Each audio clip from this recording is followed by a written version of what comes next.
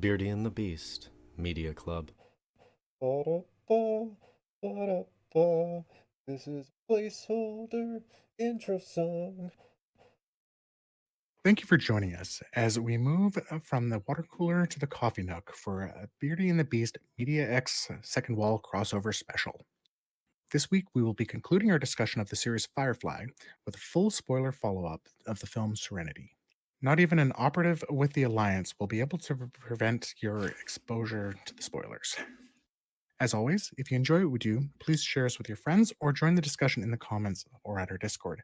We are available here and on many other services with a full list available at beardyandthebeast.com.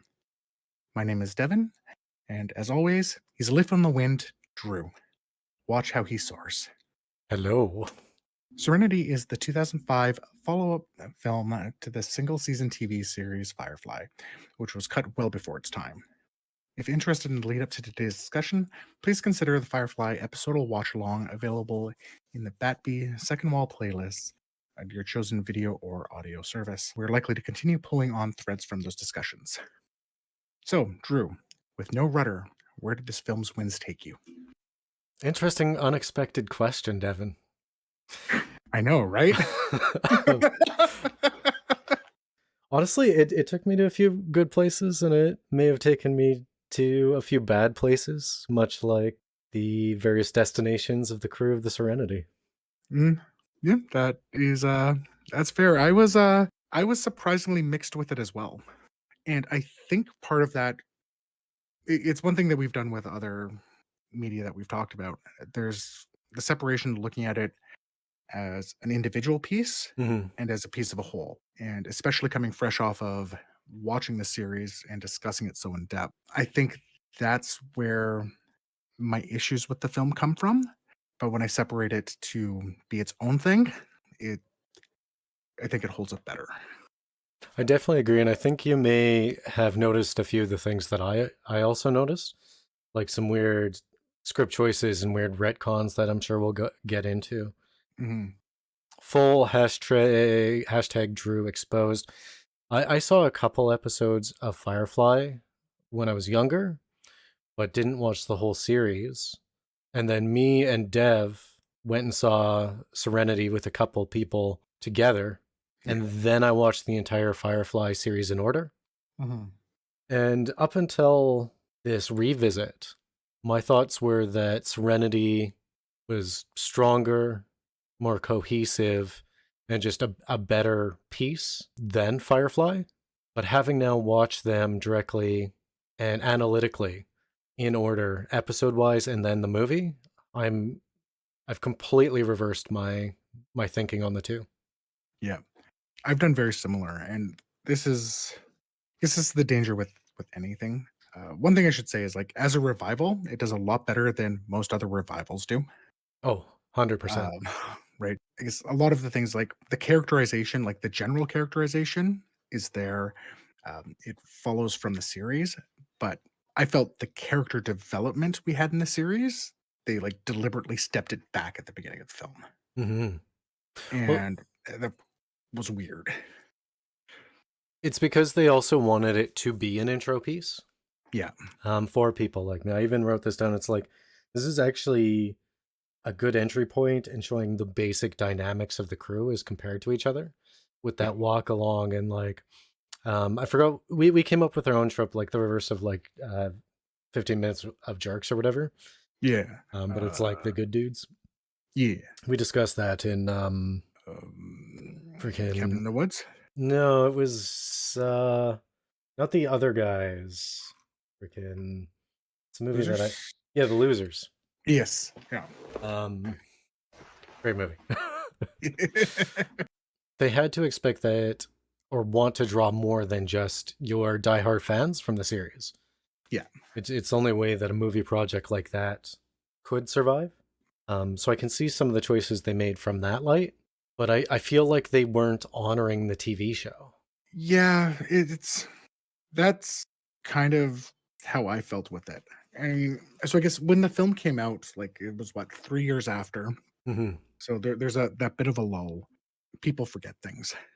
Again, people generally aren't watching everything essentially back to back for the last 3 months, like we have been. Mhm. There's a reason why they do, oh, the new Marvel movie's out, time to watch all of the MCU or something like that, because it helps refresh. And like that's where it's again, that's where it feels odd. It's just things feel out of place. It's like it didn't feel true to the show, but it felt true to the characters. Yes.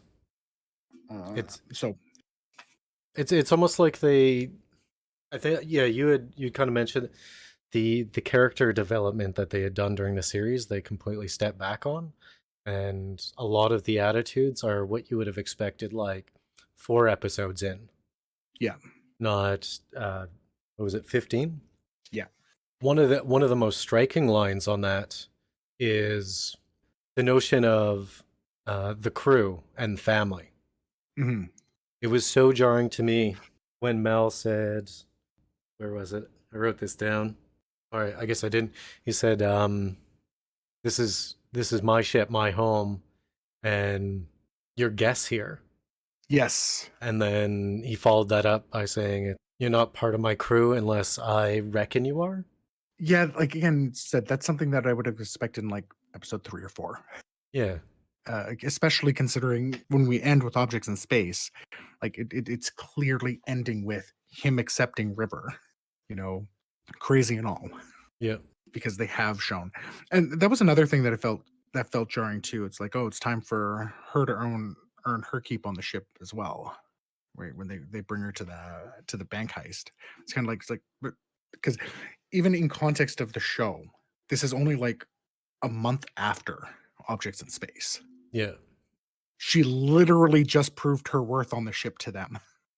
Well, he she proved her capabilities. Mhm.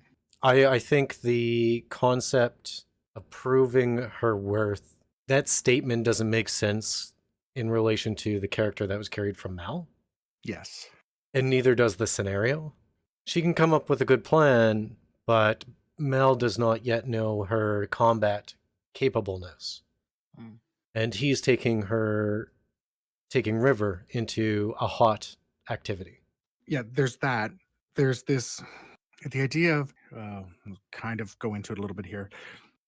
Like again, we discussed a lot with River. Psychic, hyperintuitive. Which is it? Mm-hmm. It was common throughout the entirety of the second wall. And then like they straight up call her psychic. Then Mal calls her a reader. And then he describes reader in a way about it being deeply intuitive, but then they're after River because she could have read things from people's minds and have secrets that she shouldn't know. Well, the entire premise is absurd, and it's built on something that wasn't well thought. I think it was just hamming things up for film. Like they had to retcon and add in like an entire section here. So there was one conversation that we had off recording, and it was whether or not the rescue of River was post Firefly or pre Firefly. Mhm. I thought it was post. You were correct in saying it was pre. But the fact that Simon goes in and is talking to the guy, and the guy gloats, she's a psychic, never seen one as quite as good as her. And Simon goes, "What use is our psychic?" So he's acknowledged that they're doing things regarding to psychicness to her. Yeah. But then it goes into the series Firefly, and they start talking about River being a reader, and all of a sudden Simon has never heard of this before, and it's like, oh, that's absurd. Yeah.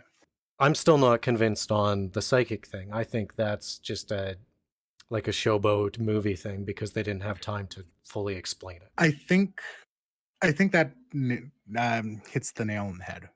It's because one thing I could think, I'm gonna pick apart a bit of that opening more afterwards. I could see the threads that could have been like a season or two in this film. Yeah.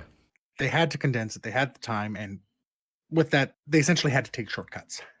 Unfortunately, some of those shortcuts kind of clash with the show, and that's where I go. That's again where that dichotomy of Serenity versus Firefly and Serenity Yeah. clash. So, like, I kind of get why they did it, and I mean, it's not like they weren't playing with the idea of her being psychic throughout the show. Just to have it that overt, to have it Simon, and the way Simon rescues River, just again, it's one of those things that doesn't fit with the show because nowhere in the show did it indicate that he was the one who was like directly doing the rescuing. It sounded like he used his resources to get people to rescue her, and then he was there. And it would be far, far easier for him to travel with River as she was instead of in some type of stasis condition. Yeah. As we found her in the beginning of the episode, she was in suspended animation or induced coma or something. Yeah. Yeah. It ties to that, smuggling. Yeah. Right. And again, it's just, he's like, he was too competent. And we saw River be too competent in that first part as well. I was less concerned with Simon being too competent as compared to River being too competent. Yeah. Simon being able to do something in that moment of, I'll do anything for my sister and I'll follow it any stops, I'd give that to him. Yeah. That's the one gimme I'm going to give that scene. Yeah. But River immediately being badass when this is supposed to be pre-Firefly just doesn't make sense. Mm-hmm. Again, these would be things that he was clearly observing and, should have been known. If he can see her act like that, he's not going to be quite as weirded out about her going on the mission with them. Yeah. Really? Your security system starts the lasers from the bottom instead of, to the open vent at the top? Yeah, I mean, I noticed that, but I give it as a film thing, like Yeah. it's setting the tension, but it's just like it again. I think the reason why I note this is this isn't something we would have seen in the series. Well, In the here's the series, they were actively like figuring out ways around stuff like that. not to like every frame of pause or anything, but there is absolutely no need for the lasers anyways, because it didn't even build a sense of tension, because you saw too, they got on the lift and then immediately froze it Yeah. to go to the hologram scene. So even its purpose didn't make sense. Yeah. But again, like the entire like first like 25 minutes, maybe even 30 minutes of the movie was just wrong. Yeah. It was there for new viewers and theatrical purposes only. Yeah. Because we're talking about the bank heist there as well. Yeah. Yeah. Because that was something that felt, just slide into the bank heist here. That was another thing that just felt super wrong to me. So things they did right in this first chunk. I absolutely love the opening walkthrough of the ship. It gives you that one long take, gives you, a quick introduction to all of the characters. You actually get a good scale of the ship for the first time because we've never done that in the series. Yeah. So we actually have an idea of how everything's actually connecting for once. Loved that. This job just felt weird to me. This doesn't seem like the job that they would take. It sounds like the exact opposite of the type of job they would take. Actually stealing people's payroll as opposed to stealing some supplies from the Alliance. I was less worried about that because I also knew it was a corporate payroll. So I just made the assumption that the payroll would come through and the people affected would be momentarily affected, like delayed or whatever. I get what you're saying though. Yeah. Because Mal's not, despite how they kind of showed him in the medicine train job, he's not a Robin Hood character. Yeah. He's more like a lost wolf. I think the entire job was, I mean, they did indicate that the job was odd. I think it was simply to illustrate the emotional and mental state of Mal. Yeah. Because there was something not quite right with him from the start. And they should have played and went into it a bunch more. But I literally think that entire front job was to be like, hey, these are Reavers and this is how they attack, and the no man left behind. Yeah. Conversation. That entire was that 15-minute chunk was simply for those two things. I agree. I mean, I guess I kind of get it. It's like, it's not too dissimilar of them introducing the Reavers in Serenity. the episode, not the Hmm. film. Right? It's a similar type of thing. So I get it, and obviously the Reavers play a larger part in the film. Yeah. Uh, so it's definitely needed in that regards. But you throw in again the the trying to make River a psychic. It's like, no, again, one of those scenes that makes him go, it's like, no, she's observant.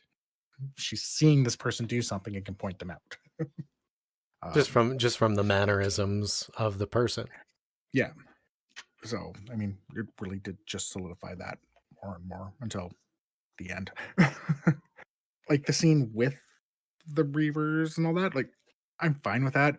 It it does feel weird that Mal didn't try to pull the guy on the ship. That doesn't quite seem like something he would do. Mm-hmm. Him going and shooting Jane if Jane got captured, completely what to do, right? Not right now. Like that aspect makes perfect sense to me.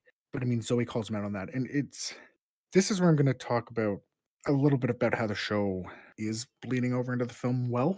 Hmm. And you kind of nailed it.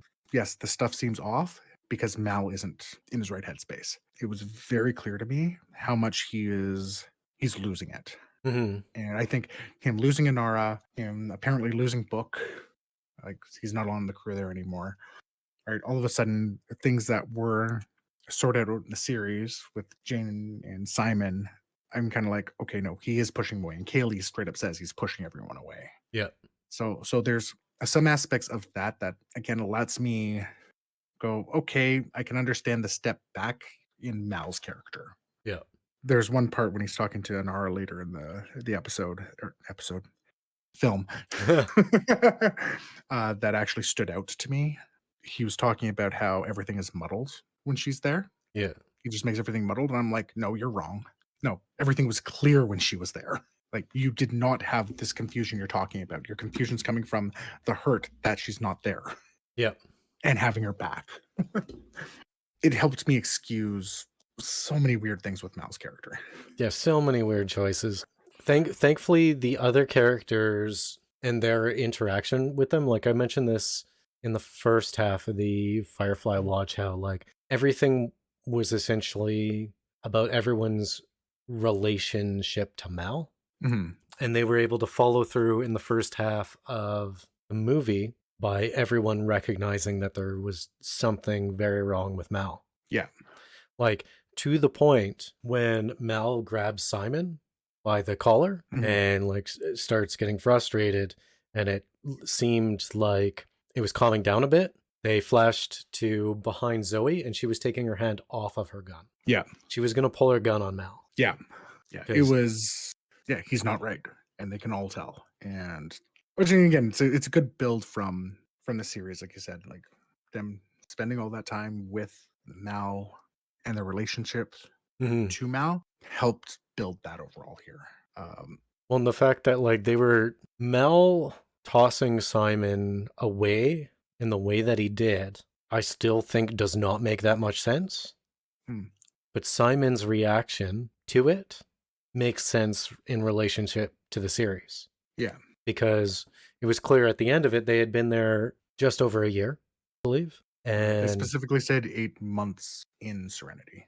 Yeah, they had been there enough time. It was clear that they had been accepted as the crew. So upon rejection, yeah, having the reaction Simon did made sense. But Mal tossing him in the way that he was. Oh, you know, I might be wrong, because Zoey, like being willing or ready anyways to pull her gun on Mal does illustrate significant mental decline or emotional decline of Mal. Yeah. So I might be wrong in this statement. Yeah. No, it's the fact that Zoey is reacting like that. Yeah. That sells me on Mal doing that. Okay. Yeah, I agree. Yeah. If she wasn't doing that, then I'd be questioning things. Yeah.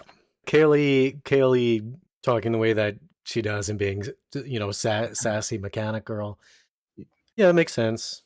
Yeah, Zoey sells the mental decline for sure. Yeah, because again, if anyone's going to do anything, it's going to be Zoey. Yeah. Or Inara. And well, one of them isn't there, and the reason for this decline. Well, I mean, one of the reasons. Yeah. I think there's a lot of self-blame there. Agreed. I think there's a lot of other decisions that are weighing down, and I really do think that Mal has some form of PTSD related to the war. Mm. So I think there's a lot of things compounding there. It's kind of like a depressed individual who's just keeping it together and starts getting some semblance of support and family, and then losing part of that, right? Yeah, I'm not meaning to say that it's all because Anara isn't there. Mm-mm. I'm saying it's the catalyst for this reaction. Oh yeah, I She, mean, she I agree. like, yeah. It's because you're right. There's Mm. definitely a lot more there, and again, the fact that happens with Book and such too. He's literally watching his family fall apart. Yep. And that's all he can see. People do that as a defense mechanism. They start pushing everyone else away. Well, and I could Right. see. We've talked about some hypotheticals before. Our best theory is probably the Anara one, Mm. where we were talking about how likely she came across like an abusive client, and then maybe something happened, he got injured or whatever. She was cleared, but had to leave or escape. Was a Yeah. thought we had. I think it's entirely plausible that Mel's volunteering to be a brown coat and the war tore apart his family, Mm. his original family, or it's possible that the tearing apart of his original family is why he volunteered. Yeah, I kind of lead towards the second Yep. one. Yeah, and of course it's just gonna trigger everything else. it's it's really interesting to just kind of see his character arc like that. Because, I mean, he's been fairly consistent throughout the series. As we're going through, it's kind of like, yeah, not really too much more we're talking about. So it's really neat to see that, that loyalty, that strength of family get turned on its head like this, Mm-hmm. and show the shadow side of it, and what can happen. I think that was done very well. And they do it in other ways too. Like, again, when he does go to save Inara, you can tell it still doesn't feel right Mm-hmm. when they're together, and he's still pushing her away. Like, I mean, he straight up says, it's like, I wish you were nowhere near me, or something to that lines. And she's like, I wasn't. Yeah, I wish Which you is, weren't here. yeah, and it would have been, it's like you're literally pushing away someone who's been, your only other rock next to Zoey. Yeah. And I think the most real thing was Anara saying I wasn't here. Mm. Just that response. It's one of those things that called back to me, like, how hard it is for Anara to be doing this as well. Mm-hmm. Because if this was, pre Heart of Golden Hour, she would have had some snappy comeback. Yeah, it would have turned into some banter. Yeah. It was nice in that scene because Anara was settled. Mm-hmm. They didn't really get into it, but it looked like she had successfully recentered herself by that point. Mm. As in, it wasn't both sides of the coin being muddled. It was really just Mal. It seemed that way. I can't help but think if this was done throughout a half season like we suspected it would have been when we were talking about it in the second wall, I think we probably would have seen her more muddled. Yep. But there wasn't time in the film to do that.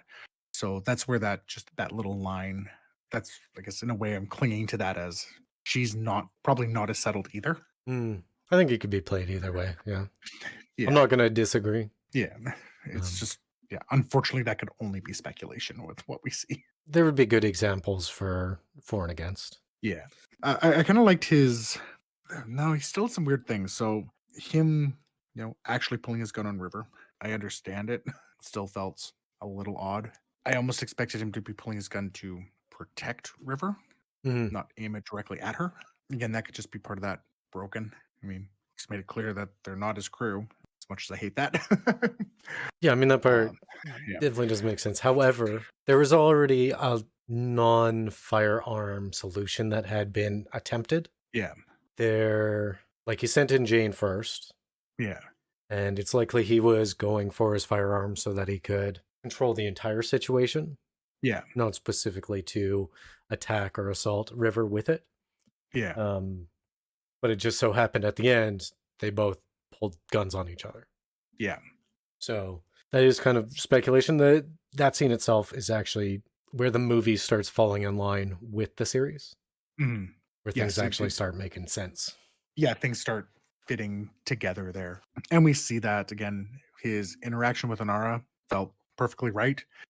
Like, again, when they're discussing the trap, Yeah, yeah. It's like, so I assume you heard that. Yeah. Did you hear us fight? Nope. Right, trap. Like it's interesting because having just watched the series straight through like that, it's like, you know something is wrong. But it's one of those things that was done well because they played with the ambiguity of it, because we can also see how broken he is. Hmm. If it took Anara also acting a bit odd to make you go trap, and as a viewer watching it, because I could see Mal just being that broken and not necessarily having any idea how to react. But the fact that Anara wasn't making quips Yeah. sells that. And it's funny because, again, the crew, as much as they pay attention, clearly weren't paying attention. Well, Kaylee anyway. Zoe definitely got it, but Let's transition off Mal for now. I know Alright. that there's like a striking change near like leading up to the climax, but Yeah. that's more of an entire story thing that makes a lot of sense. Unfortunately, they didn't get into Anara as much as I would have liked, I know. probably for time constraints, but there is some stuff that I gleaned from this movie about Anara's training and skills. Mhm. First is, I assume they do at least some form of self-defense or basic martial arts in the training Yeah. houses, either for fitness or protection or sport. Could Mhm. be any of those. And I know that Anara is a hunter Yes. because the weapon she was using at the end of the film is not a military weapon or a weapon that you would expect to use on another human creature, Unless you work for Shield. unless you work for Shield or you're a Wookiee. Um, but the elegance and the dynamic of it and the patience of it struck me as being closer to a bow hunter, Mhm. especially in the way it was wrapped and taken care of, like when she was getting off the ship, Yeah. holding stock and things like this. Like it's definitely not it's a tool, not a weapon. Mhm. Yeah, and she's clearly competent with it. Mm-hmm. Interesting to hear you saying about the martial arts training, because I remember calling that out in like one of the early episodes, and you're like, "Nah, you're reading too much into it." I'm like, No, I "Nah, it's said there." no, I said she wasn't. I said you were overestimating her capabilities. Ah, okay. That was the episode you just edited, wasn't Uh, it? I may not might have listened to that one yet again. might have been. That particular conversation is you were rating her almost as capable, almost as in she was next after Zoe. Oh, okay. And Yeah, I I was understand. like, it's more that she's above Simon than Yeah, next to okay. Zoe. She has Yeah. some form of training of some sort, Yeah. Yes, but she has the training. I would say she's not like done level. Yeah. It's probably closer to martial arts for meditation or martial arts for fitness. Yeah. That's my guess. It's enough so she knows how to move, can probably protect herself. We know she knows how to use a sword. Hmm. Makes sense that she's using a bow. It's weird that she's using a bow, but it makes sense she's using a bow. Well, uh, I don't think she would. I don't think she would pick up a gun like that. I think she is smart enough to use the tool she is most comfortable with. Hence oh, why she brought that. yeah. There's definitely like an intelligence there. They wouldn't show the scene, but I could see her grabbing her tool Hmm. and then seeing the option of like a automatic or a semi-automatic weapon and being like, I'm gonna hit each of these shots rather than miss most of those. You know, it's actually interesting. So it's another thing I think that just goes back to the companion training that may have been in the series that didn't quite get the chance to be explored. But with oh, I cannot remember her name now. But Heart of Gold, Yeah. her friend. Hypothetical scene you just mentioned about Inara picking up her bow Hmm. actually reminds me very much of her showing off the guns to Mal. That was her weapon of choice. And again, it was still that elegant. It was an elegant weapon still. I get it. Oh yeah, I get you. Yeah, I see what you're saying. I agree. Yeah. I think it adds to your theory there. I just wish I had more Inara. Like Inara and Mal's interactions are just always good, and we don't get enough of them. It's just one of those things. She's such a striking character that you would expect them to have expanded upon her more in the film, especially because it was the last known film occurrence. So it's one of those things that I wonder if it might have been the last one, but there's clear efforts that they're still trying to keep continuity with the TV show. Mm. With her just being there at the beginning would have been a massive break from the continuity of the TV show Yep. because we knew she was leaving. So we just didn't have that opportunity. And where, because it's theatrical release, there's that, as you said, with the Reaver scene, there's that bit of hype and increase in the action. And Nara's character doesn't fit quite in the same way that like you can make Kaylee fit. Hmm. You know what I would have liked? I would have liked at least a pan through of the training grounds Mm, of some of the stuff that they were doing. yes.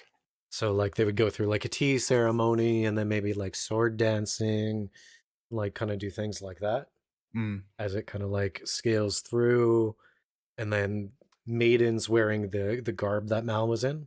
And mm. then you cut to the scene where Mal comes in, you know, dear Buddha, I'd like a shiny pony or whatever he said. Yeah. That was the most Mal and our interaction. Yeah. There was two peak them. One was that for sure. And the second one might have been unexpected for most people is when she's like, this is not some war or whatever. And like his Yeah. reaction and her shock Mm. to the reaction when he's like, I start fighting a war, you're going to see something new. Yes. And like her reaction to that, I'm like, whoa. Okay. Yeah. That's, you know, masks off. That's the Yeah. people laid bare.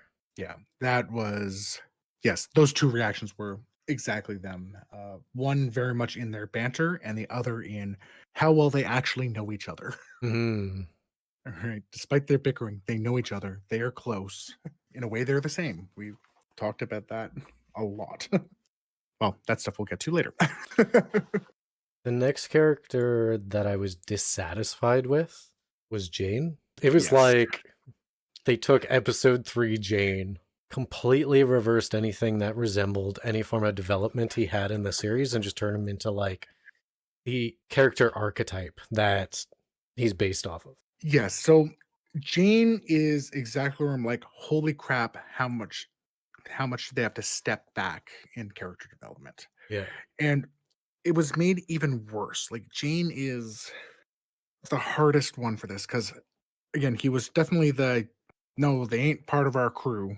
Get out. But he immediately goes to River's aid when she's freaking out about the Reavers. Yep. He's To sharing his drink with Simon. He's to do a quick asterisk. It's not only that he went to River's aid, it's that he immediately believed her. yes. It's whereas before he would dismiss her as just being crazy.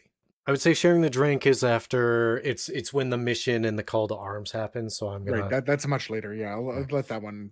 That's it's said when it gets back together. Yeah. It's just one of these things that's sitting and jarring. So yeah, but they the have whole that. like the betraying the crew thing again. Yeah. No, this is settled. We know he knows better than this. It's no longer like we've already done the storyline where he thinks he's protecting everybody from the big bad government. That's already occurred. This is like we have to sit through Jane's failings all over again.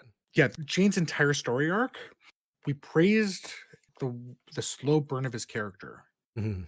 in Firefly, whereas like it was subtle, you could see the build up, it never jumped out at you. We could clearly trace it. I think we talk about it in pretty much every episode up until Ariel when it Yeah. really changes. They did all of that character development in an episode, is how the beginning of the film felt. Yeah. They needed to do it all over again. And even then, he never quite gets to that same level. I can't imagine post Ariel Jane saying, "Is like, yes, I should be the one in command of the ship." Well, no, I mean, I can, in like, sorry, I can in the way they interact. okay. It's just, it's he's shown more respect to Mal throughout this that doesn't feel right.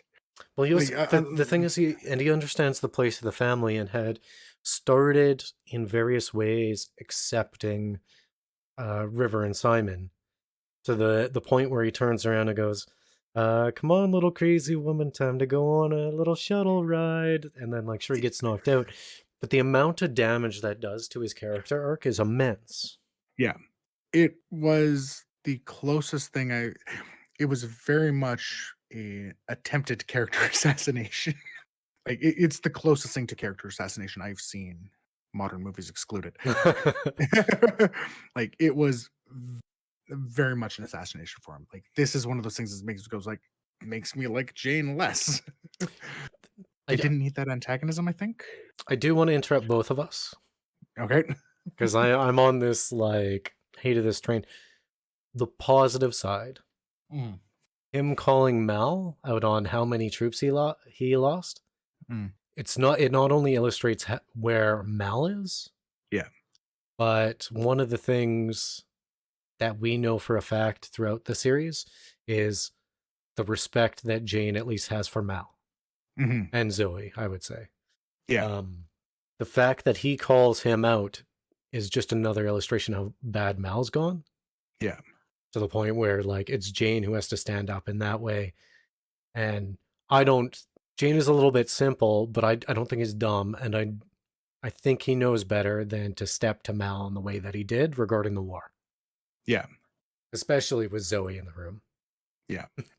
I think, but it's interesting. Like it's something that almost didn't bother me as much as like him saying he should be in command of the ship.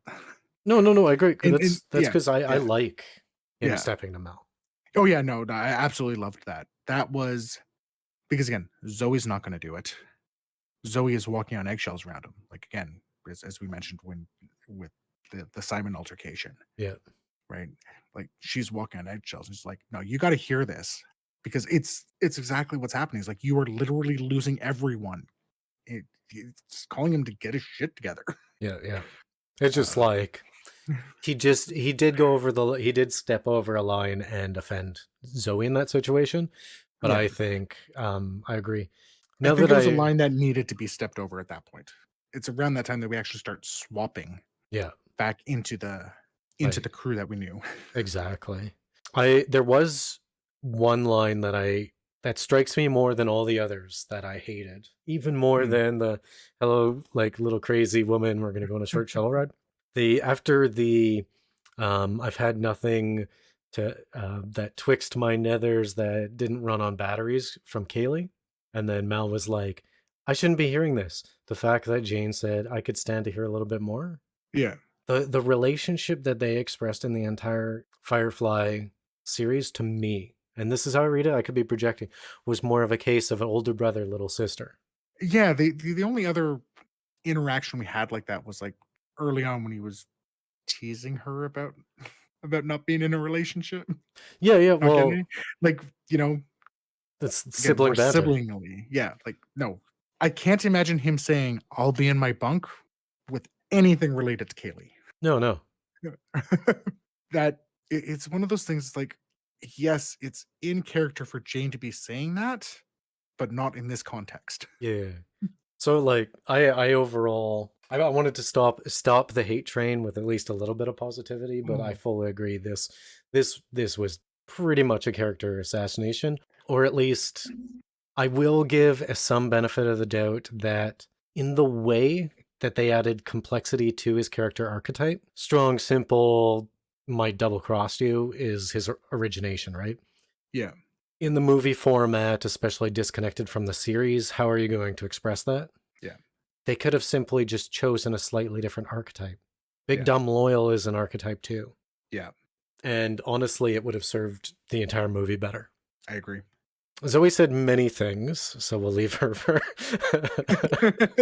uh, that's if you go back to some of our fun comments in the middle of the Firefly second wall, we talk a lot about how verbose Zoe is. Um, nothing about Wash. Wash was Wash, You know, Wash was Wash, but not and even like not in the good way though.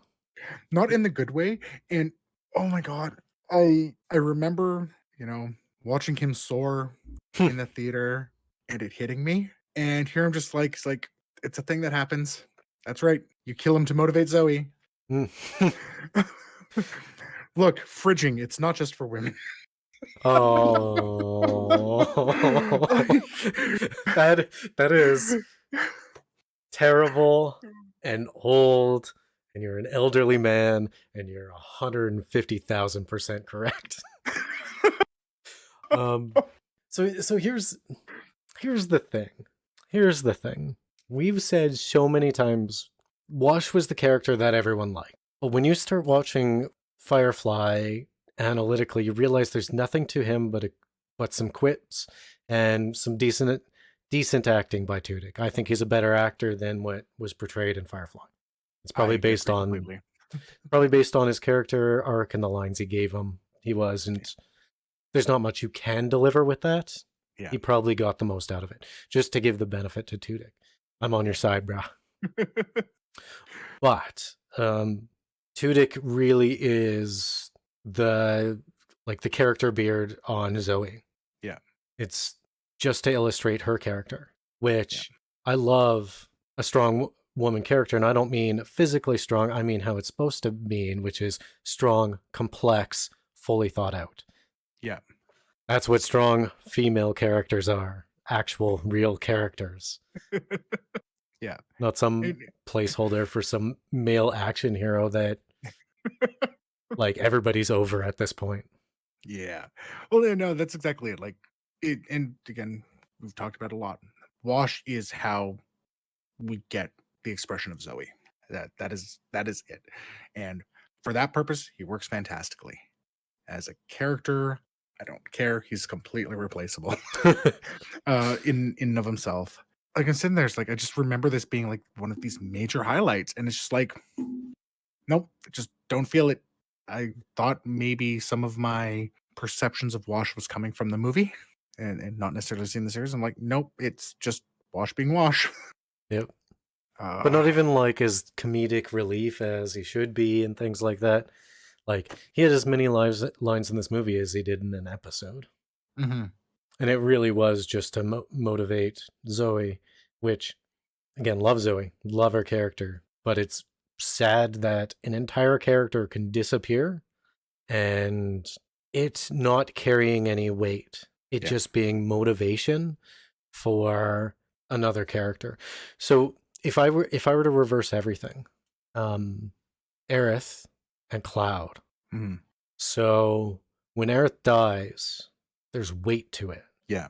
It impacts Cloud and everybody else around him. There's a motivation aspect to there, but all the feelings are so much more complex. Yeah. Well, so from the simple side, yes, she's there as the motivation for all of the characters. Everyone, as you said, is affected by it, which is the fridging trope. Yeah.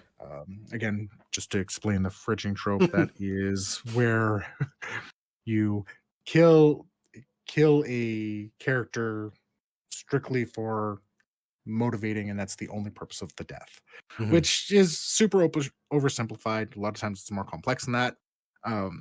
Not in this case. Not in this case. Right. And there's a difference for something like this happening at the beginning of a film. So John Wick, for example, in a way, his dog is fridged. Yes. That sets off the whole thing. When you do that early in a movie, it's like, I don't expect to have a character there, but it's a shorthand. This is something that's emotionally important. When we've spent 15 episodes in a movie with a character, and all we can say is like, yeah, no, this is the only thing you were here for. Like that is the epitome of that being fridged. Yeah. And again, you compare that to, as you're saying, Aerith. So again, we spend a good chunk of time with her. We're spending about the first full disc in a little bit with her. I think just the first full disc with her. So we're talking like 20, 30 hours gameplay, because those games were surprisingly long. And we know her. She's a valuable member of the party from the game mechanic side. She's clearly tied to the characters. We start to understand her ties to the world with her being an ancient. And Sephiroth has a direct motivation to get her because of that. Mm-hmm. And they build on top of that, because if she doesn't die, they actually wouldn't have the ability to fight back Sephiroth. There's so much complexity there. Well, she was just effectively the linchpin of the entire game. Yeah, exactly. Which is why I find the remake so weird. And I haven't played it yet. I do intend to, so don't. oh, I have things I want to talk about. No. Oh, put a pin on it for when you actually play it. No, she's the linchpin. It is important that she dies. It's not just serving Cloud's story; it's serving the entire world. Like Whereas Wash, they do this to female characters to motivate male characters all the time. Oh yeah. This is just the reverse of it. I don't have a problem with Zoey because of it. I have a problem with how Wash was written because of it. Just to clarify.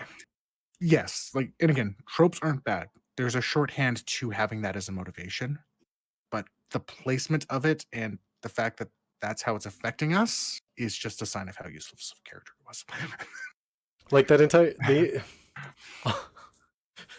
the end of Serenity would have been the exact same, except they wouldn't have shown Wash grave at the end. I know. Actually, that being said, it's made even worse. It's made even worse in this film with Wash. Because we've now seen two other people, three-ish, that are as good a pilot as he is. We see Zoey being a good pilot. We see Inara being a good pilot, which was already hinted at. He doesn't even need to be the best pilot there. Oh no, I have to take something back. I don't even think this serves Zoe's character arc well. Because at the end, where it was like how she holding together, she's beat up, but she'll hold true. That was also a reflection of Zoe's state, right? Those ending lines, which I was like, oh, I like that. That's good in place. But it would have seemed to grow that Zoey would know that there's nothing but pain following this way of life with Mel. So it doesn't even serve her story right. So they're not only did they create a bad character with Wash, they didn't applicably serve Zoey in the way they should have with it. Yeah, it doesn't serve Zoey because, like, I mean, again, one of the last major conversations we had with Zoey in the series was about how she wanted to have a family with him.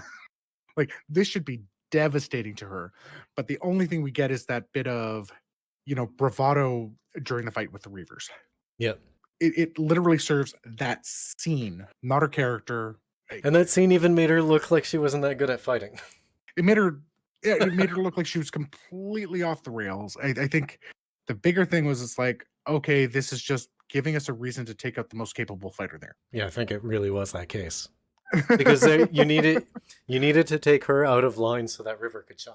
Yeah. Considering that's a paradigm that they do now. They'll backseat like Doctor Strange in his own movie to like frontline America Chavez, who I actually like as a character, but is Doctor Strange's movie. Yeah. I would watch America Chavez movie. Yeah. But Doctor Strange's movie should be about Doctor Strange. Yeah. I forgot what I was saying. I don't mind that they took Zoey out that way.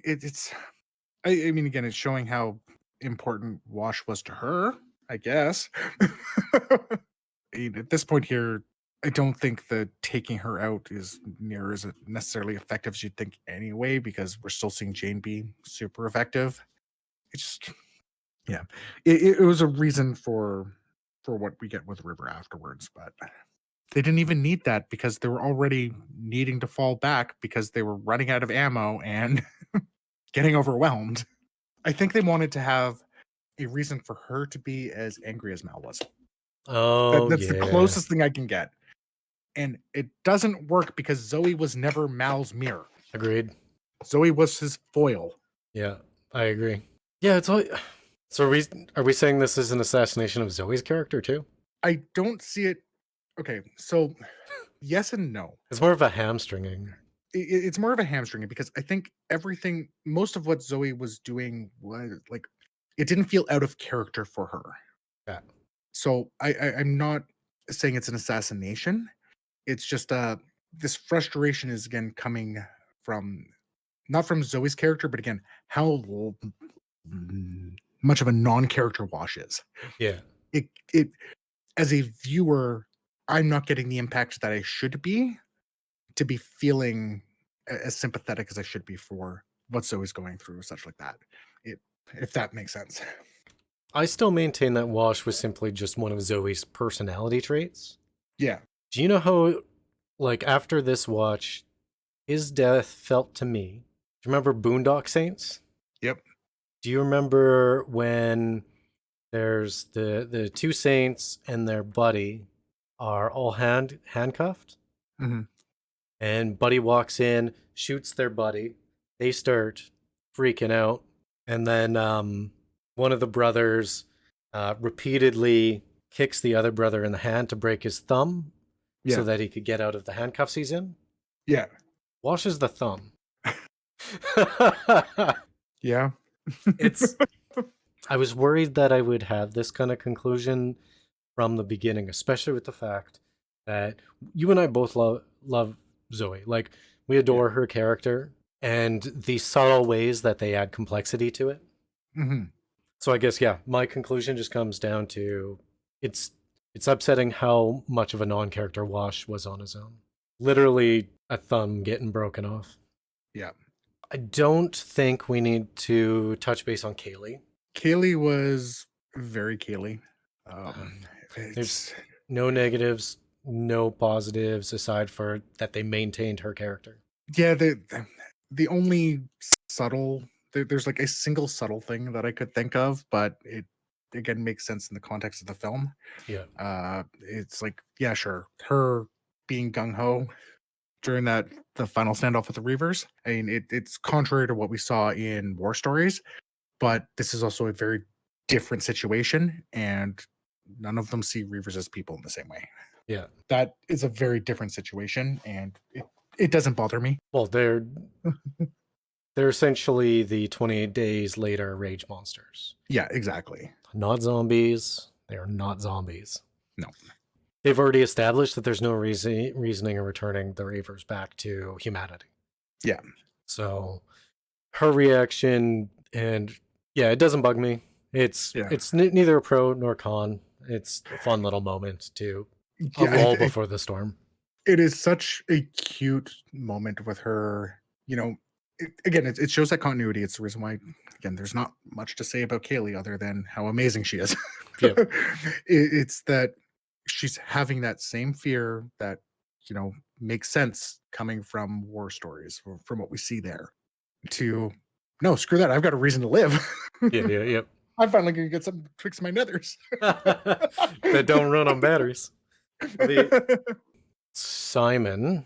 Honestly, I believe Simon, the courage that he had started developing and the backbone that he was getting, especially when it comes to his sister, especially after the mercenary came to abduct her.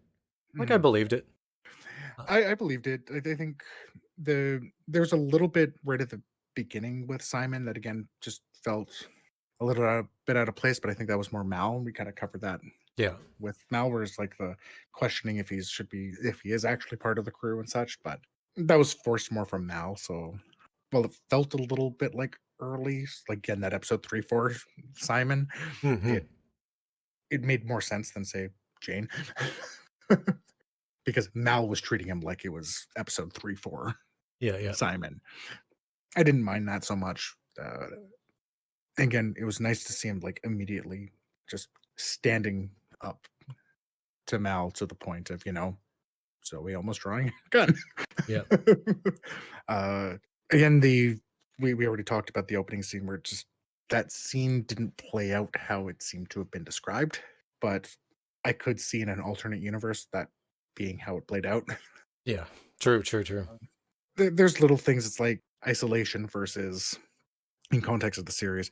In context of the series, everything he knew from there makes no sense because none of that bleeds through in the series. We've had situations where River was going crazy and he had a magic word to make her go quiet. Yeah. Well, that's a storyline thing. Like that entire thread, the River thread is the one that they altered most, which is the one that they should have chosen to explain rather than, it's not quite a retcon, I guess you could say, but like a complete change. Kind of want to explore the characters. This is something I want to put a pin in when it about River. Okay. And what they did with her story, because I think that's something better served talking about. I think there's reasons for that change that we can kind of explain. Okay. Well, there's outside of character moments. Well, there's only one other character then between, and that's Book. Yeah. So we'll talk about Book, and then we'll move on to River, and then her story, her thread. We had very little Book, but what we did have, I think, was just top tier Book. I think it's exactly what we needed from him. He he, much like Inara, and we talked about this way back in the second wall as well, where it's like, we've kind of got the conscious of the ship being, and the heart of the ship being Inara and Book. Yeah. And again, seeing it's not until after Mal basically has conversations with both of them that he starts straightening back up. It's shown very well. I loved how Book says, like, how come every time I'm talking about belief, you just assume it's God? Yeah. Like, that is just one of the truest statements, and it's powerful. It's exactly what he needed to hear. Well, and it also illustrates Mal's former belief, the extent of belief. I still maintain that he still believes in God, but his whole, like, waiting on some power up on high that's a long train that won't come or whatever. There was a pivotal point in his life, likely dealing with Serenity Valley, where, like, he was entrusting it all into his belief and he was let down. Yeah. So that was just another way that they illustrated his former level of belief. It's interesting because Mel got a belief, and it was a belief in what was right, and that was illustrated when he was talking against the operative, where the operative's like, "Do you believe in what you're doing?" And he stops and he, like, concretely says, "Yes, I do." Yeah. It was nice build up. It was a good through line, because that's really one of the big through lines of the movie that they were trying to show, was the idea of belief and faith. Yeah. That's shown with the operative and such too. He clearly is a believer. Shows how scary that is. A lot of religious talk throughout the film, which again mirrors the series. Like, it was never not part of the conversation. And it was, again, still questions around Book. Again, didn't directly answer any of it, but they addressed it. Right. Mal's going, it's like, one day you're going to have to tell me how you know all this stuff. And of course, the greatest reply ever, "I really don't." Yeah. We have that direct showing of things that was always hinted at and showing, the whole, it's much more gray about kneecaps. From more stories too. It's like, yeah, no, I shot that ship out of the sky. They were blowing me up. Not very Christian of me. It's like, yeah, we knew you were capable. He was in, as much as it'd be nice to see more Book, like, again, he has good interactions with everyone. Yeah. In context of the film, it was exactly what we needed. It was Unlike Wash. Yeah. It was, again, that no shot wasted with Book. Yeah. He served exactly what he needed to. It was very in character. Not even really questioning him not being on the ship. It's like, okay, no, he's helping out this small town, right? It's obviously everyone's still being friendly. Book was great. So River. So I like how they ended River's arc. We're going to start with positives on this. Yeah. Upon the resolution of everything, and I'm still going to be talking about River as if that I'm right. It is hyper intuition and observation, and most of it is because they removed parts of her brain that filter things and inhibit things, so she feels it all. I think her projections and her hallucinations are still just manifestations of her body trying to understand everything, much like how you have dreams. Yes. And I agree with that.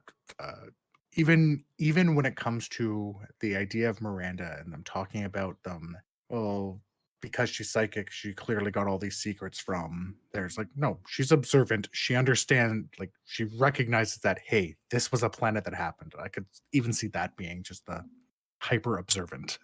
Well, and if they're trying to manipulate a person in such a way to create, I can only assume, the perfect assassin or warrior, or I don't know, just because they're that intense. Yeah. They just want to try something. I could see them flooding her mind with videos and information of everything within the database, like, rapidly. Yeah. And it could almost even be, my theory is she was taking it like a champ, Mhm. probably better than any of their other subjects, but Miranda was what made her crack. Mm. Yeah, I could see that. Like the obscenity of it, you know? Yeah. And that's why, that's the only way that I can settle the conclusion at the end, because I still don't think it's all these voices that are in her head because she's psychic. I think the fact that it was finally realized and concluded was why she was able to calm down and find some semblance of self and individualism at the end. Yeah, I don't think she was hearing voices. The only thing, even in this, that shows any type of psychic abilities Hmm. is in the bank heist itself, with her essentially detecting the Reavers before they're there. I They- anticipate that she, with her supposed abilities from my theory, Yeah. I could see her quite easily being able to hear screams of people being attacked, Right. Yeah. ships with modified and failing engines all around. They have a very specific shrill whine that's different than the other ship. Yep. That's fair. The I will take that. yeah, the hyper observation. The only conclusion that you can get when you're in the position that I am assuming is Reavers. Yeah. Yeah. It's the fact that they strictly call it as like, oh no, this is more than being observant. No, it's not. Screw off. Though, interestingly, I think that's something we talked about when we first started talking about this. Mm. I think you actually said something like, it's not that type of sci-fi. Yeah, it's not that type of sci-fi. And it's even when she's talking about, the hearing all of the voices on Miranda, it's not the first time we've heard her say that, right? Because it goes back to that filter. It's not that, it's like she should be hearing voices, because I believe she said it when they were on the Reaver ship early in the series. She did it with their squad mate when he was under, where she talks about hearing all the loud voices, but there's nothing.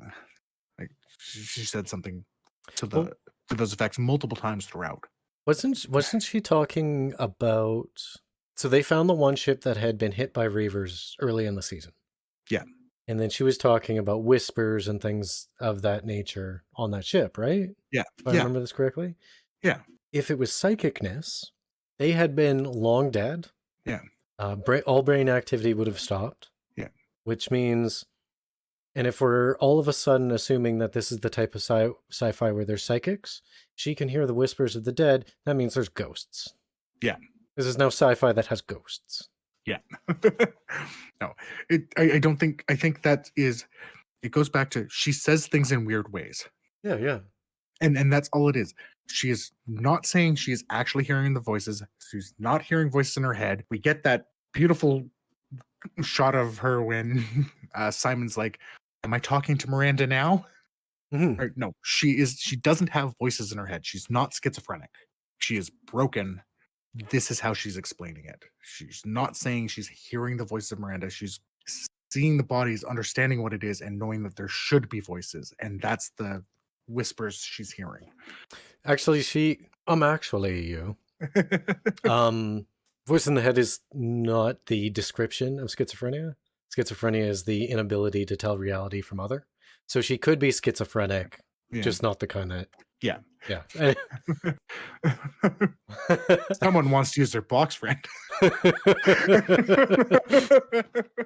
I think it's all coping mechanisms for her not able to navigate and understand the world based on her lack of any form of filter. I wouldn't be surprised, like in relation to this, I wouldn't be surprised if she could see like a dozen different colors that we can't see.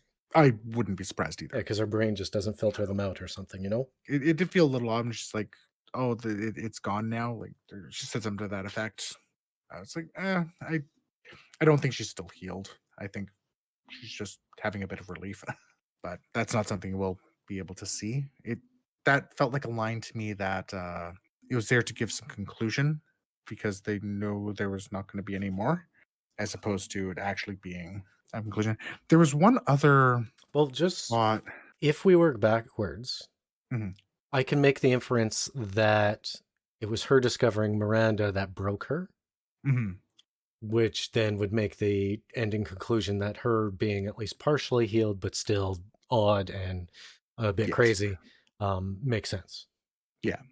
So I'm actually making assumptions based on the end because we don't have, an expanded universe Yeah. to drop on you. Yeah.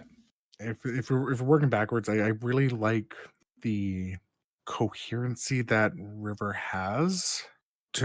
It's almost like when she was clear about how much Simon does for her. It's not that she didn't know it wasn't didn't recognize it. It's like, but she could actually put words to it for Mhm. once. And it's like, okay, no, it's my turn. I really like that. I think that was a good growth. Mhm. And that's one of those things to me that shows her healing to me more than anything else. No, I agree. I agree. Like on her way. It was It does. That scene, though, definitely kind of makes me happy that they ended it here. And this was kind of like the final period on the sentence, because she's about to use force lightning when she's never even seen it before. mm. Like, she's about to Mary Sue the shit out of this series. So the fact that it's cut off with, we know she's awesome, she's got clarity now, and she's quite skilled without, it turning into the River show Yes. it's really nice. It was done really well, and it goes back in the series after Ariel's like, no, it's time for you to wake up. Mhm. And then we immediately started seeing what it was like as she was waking up, like just in the following episodes. And here it's like, no, right now I'm awake. Yeah. So yes, the force lightning out of nowhere, it's not quite that bad because we do have precedent for it. And this is just, no, the dampers are off and she has reason to be fighting. Mhm. Like it works. And it was kind of nice that, yeah, they didn't just show the whole battle. Like they just cut it off and we just see the aftermath. I really liked that too. They kept it well in theme, though. Yeah. So when she was triggered by the Odibar commercial, Yeah. it seemed mechanical and forced, Mhm. the combat. Whereas when she got clarity and decided to fight for herself, it was smooth, it was organic, it was like a dancer, it was fluid. It made sense what she was doing, especially with the way that they established her character in the series. Yes. That was actually something I was going to talk about. It's like this was that fluid dancer that makes perfect sense. If she's going to fight, this is exactly how she's going to be. She's going to be floating through another scene that sparks to my mind when I think of how River should be fighting. It's in Avatar, animated The Last Airbender. Right near the end of the show, Katara and Aang are at a dance, but neither of them know how to dance, but they know how to fight. Yeah. So they turn that fight into their dance, and that's what we see with River. She turns her dance into knowing how to fight. Such an Amara weeb. I know, right? And it works very well. I forgot how, as you said, mechanical the fight was in the bar. Because like I remember watching, I'm like, oh, this is not what I remember at all. No, it was brute force that she was using. Yeah. Like, granted, she was using all the leverage and was it all the leverage a 90-pound girl could use? Yeah. Very effectively. Yes. But it was not the type of combat you would expect her to partake in. Not in that manner, anyways. Yeah.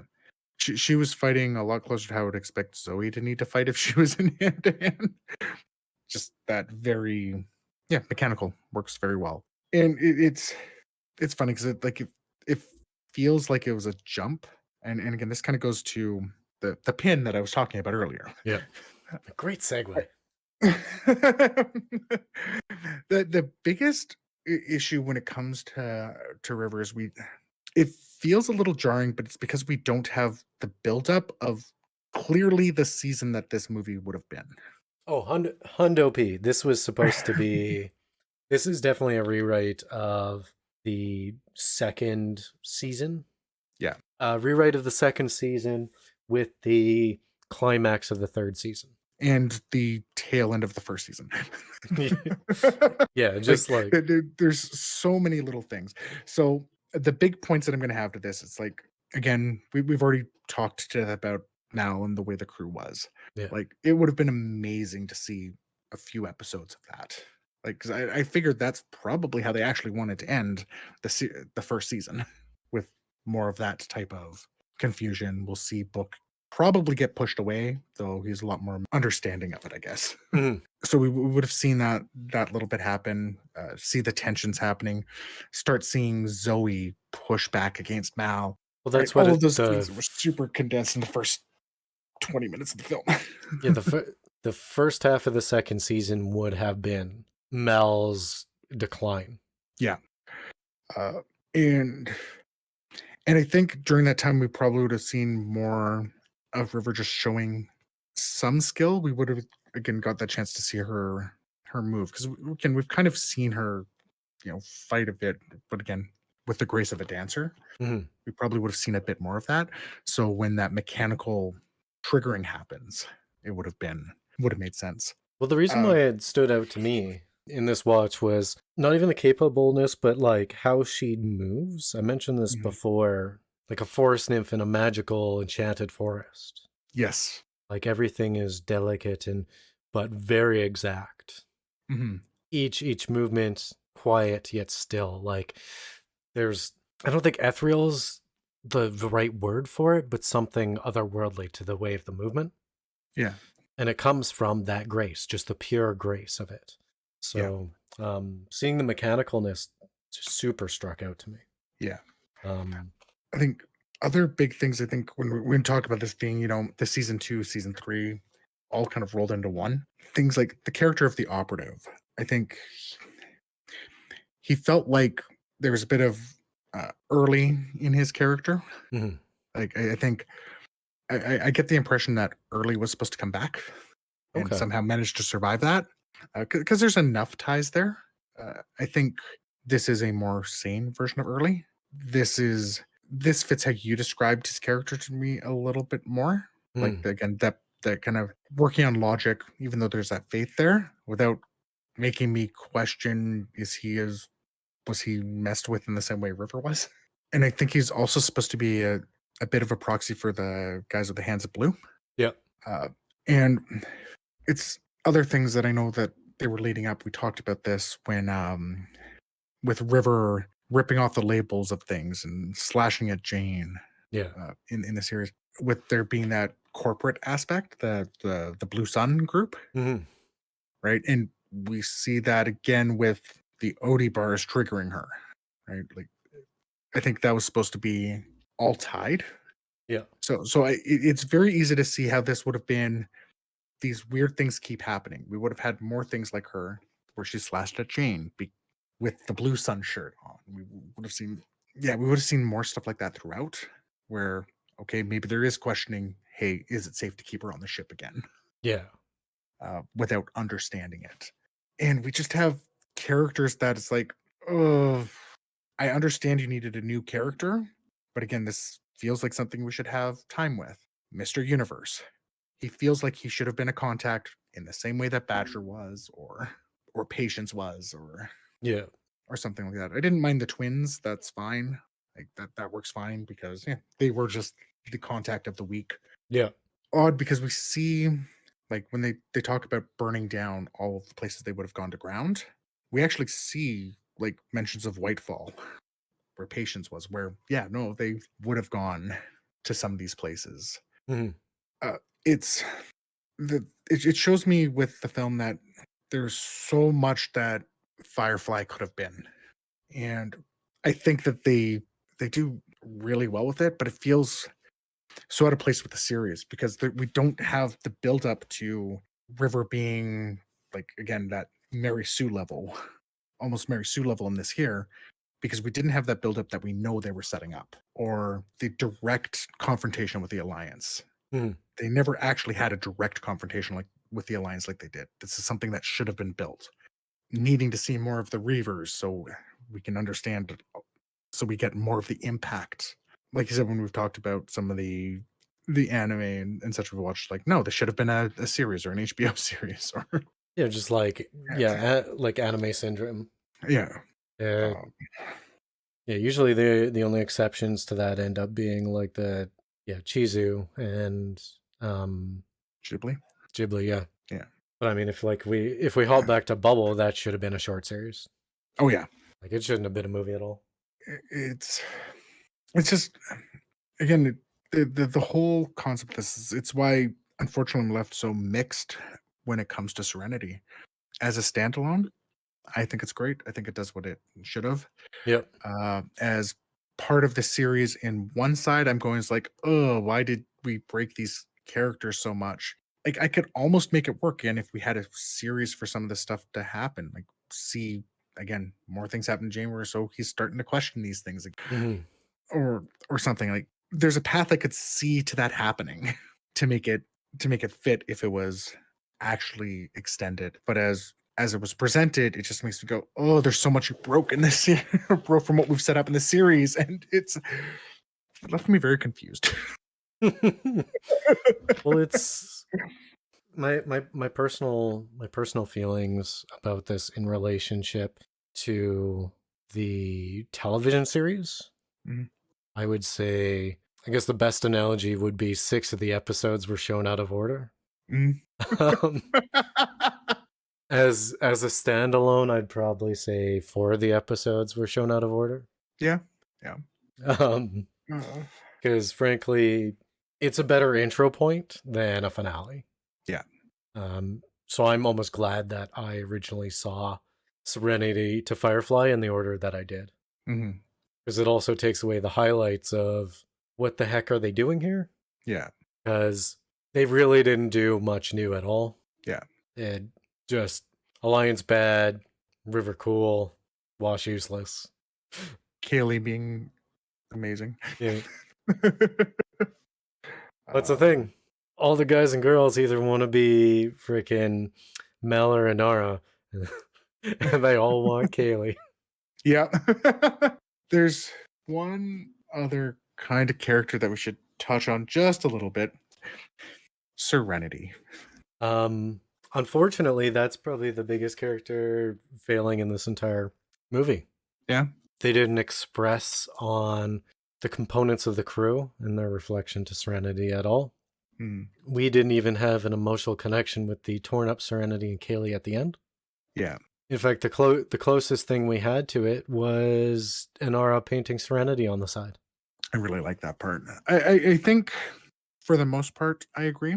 I do think the one part that did happen is when they were tearing apart the ship. Mm-hmm. They at least try to put. I was feeling a bit of weight to it. It's like, oh god, we are literally desecrating our home, our our lifeboat. But it was treating it as the destruction of home, not the destruction of a character, and that's the separation for me. Yeah, and I definitely get that. We mentioned we were going to kind of go back to it. That was that Mal finding that belief and in a way, assassinating the character of Serenity. Yeah. It's like I can believe Mal doing it, but we didn't get to see the ship like we normally do, which weakens it a bit. And yeah, we get to see Inara painting it in. I think was probably the most touching moment of them repairing the ship. I mean, heck, I think we saw Zoey repairing the ship more than we saw Kaylee repairing the ship. Yes, we did. We saw Zoey repairing the ship, and we saw Kaylee and Simon getting it on with River looking on. That's a curiosity thing. I know it was a curiosity thing. I just think back to way back with your original views of Simon. Oh, so it's a family trait. Yeah. The entire family is just purrs. Yeah.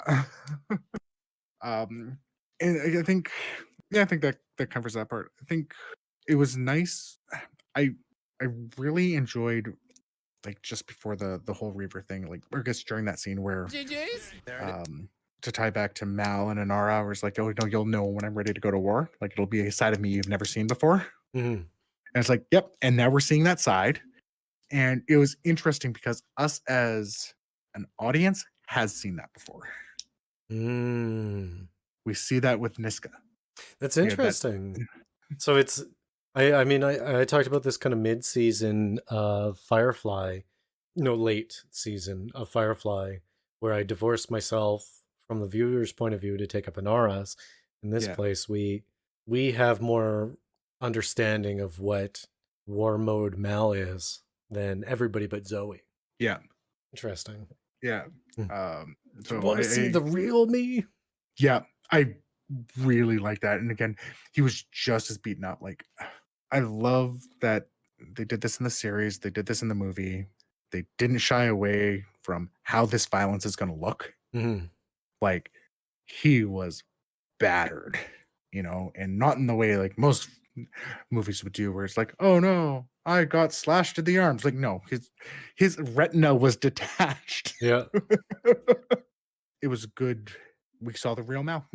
And we saw all of the crew. All of them stood up there. And I guess the only other thing that I really have is just, the ending.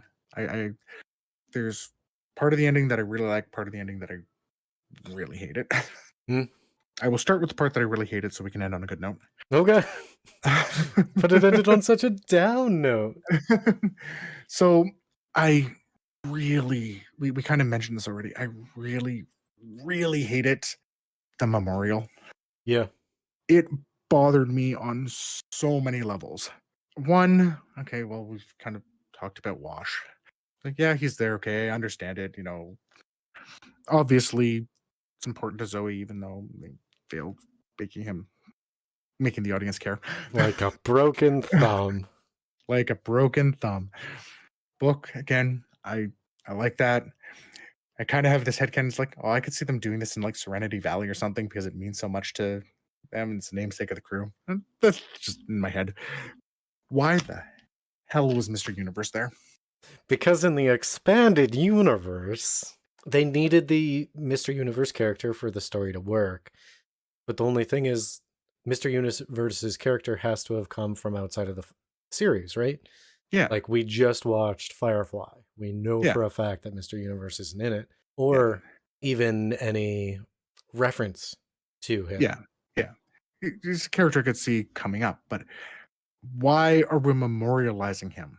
Like, this doesn't make sense.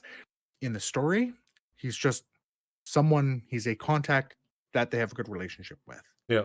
He is not family. He is not part of the crew in any way, shape, or form. They don't even try to make him mysteriously part of the crew. I mean, if Wash the Broken Thumb is being memorialized, Mr. Universe, they might as well do that with Mr. Universe. At least with Wash, they, he may be just a broken thumb, but he was the thumb of Serenity.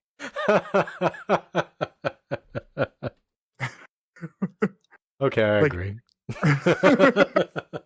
Right, and as a send-off to as a finale to the show, it's like, no, you need to have, obviously these two characters need to be memorialized.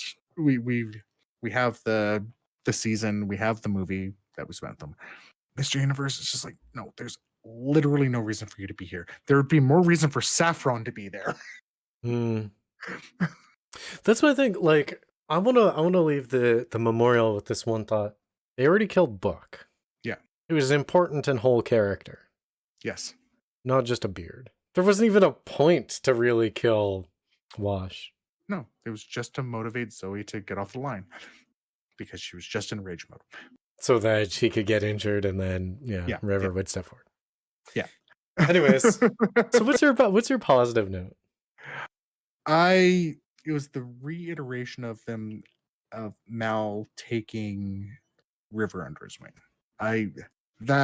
It echoes very well to the Objects in Space ending.